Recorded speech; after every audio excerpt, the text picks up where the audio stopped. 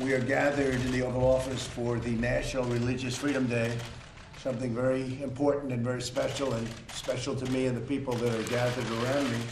This afternoon, we're proudly announcing historic steps to protect the First Amendment right to pray in public schools. So you have the right to pray, and that's a very important and powerful right.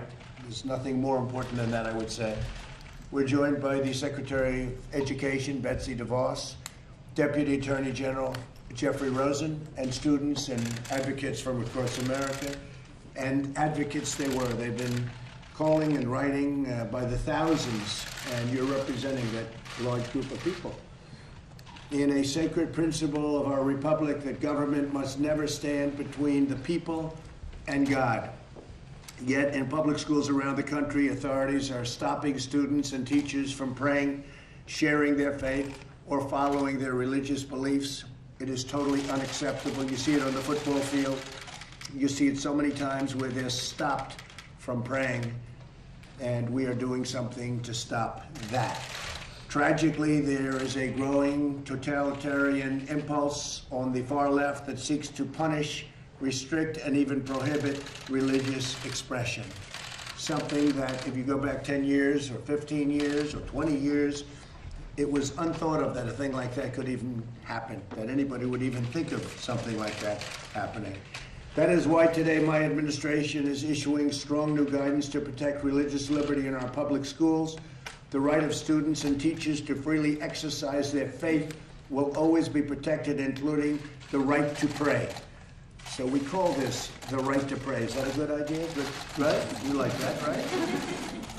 9 federal agencies are also proposing new rules to roll back discriminatory regulations. So we have rules to roll back discriminatory regulations on religious service organizations.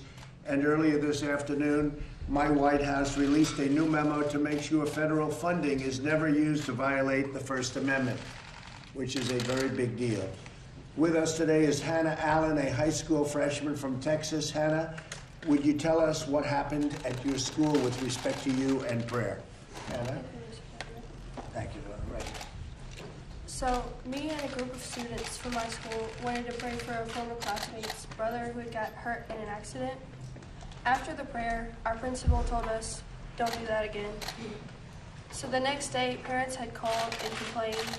He told us that we could pray, but he said we had to hide in the gym or behind a curtain or somewhere away from everyone else.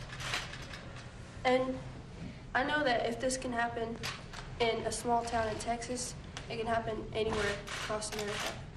And that's not right.